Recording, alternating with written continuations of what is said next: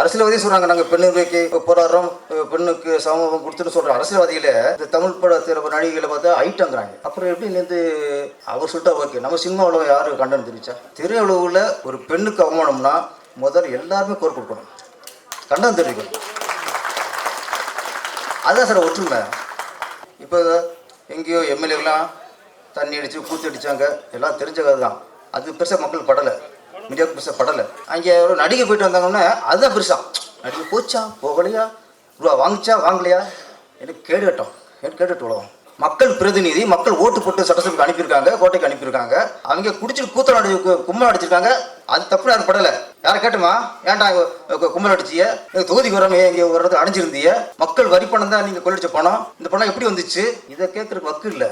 யாரோ சொல்லிட்டாரோ ஒரு அரசியல்வாதி நடிகையை போட்டு வச்சுட்டு அது போனது உண்மையா நிஜமா எவ்வளோ பணம், இதில் ஆர்வம் காட்டுறோம்.